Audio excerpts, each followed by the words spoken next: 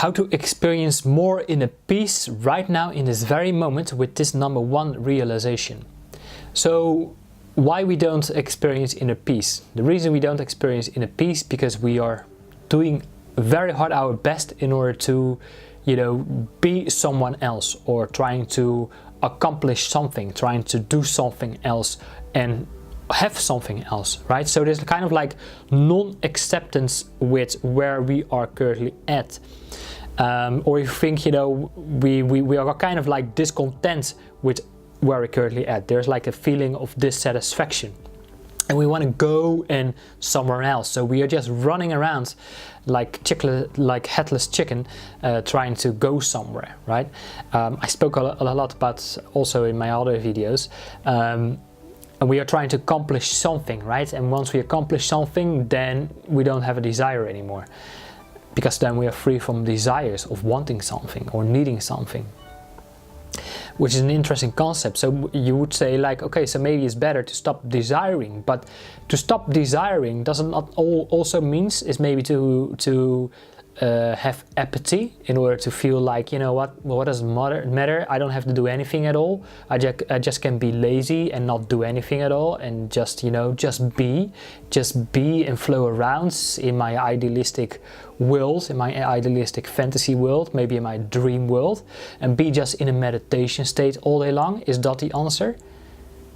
I don't know. Probably not. So what could be the answer? One thing I just recently realized is that, you know, maybe you are exactly where you need to be right now in this very moment. You know, maybe you could say, you know what, I have a job I'm okay with, not 100% satisfied with, not 100% fulfilled, my basic needs are being covered. I wish I could do more, step more into my greatness, in my personal empowerment, and have some more comforts in my life. Would be all nice.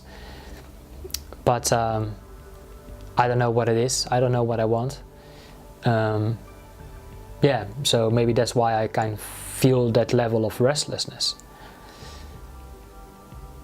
But the truth is, there's just always something to learn and to realize, or maybe there's something you need to realize at where you're currently at, right?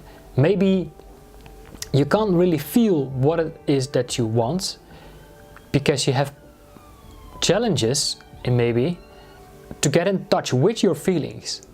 Because if you get in touch with your feelings, then maybe you can actually feel that what excites you, right?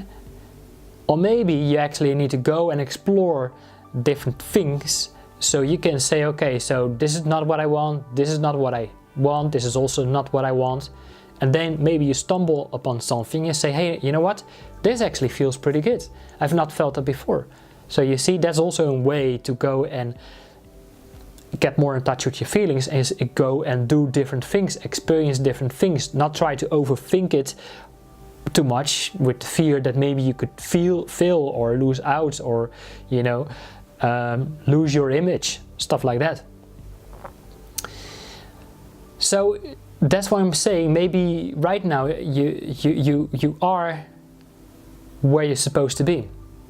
And that's also something I realized, like, wait a minute, you know, maybe I'm currently at because I need to learn to have more patience, and maybe I need to change my focus on trying to accomplish something, but get more in tune with my joy of simply creating and stay in that flow, not trying to get something or accomplish something, get after the recognition, the rewards, but learn to find my satisfaction in tuning into new ideas maybe that I need to bring out to the world, and just focus on that and become detached from everything else.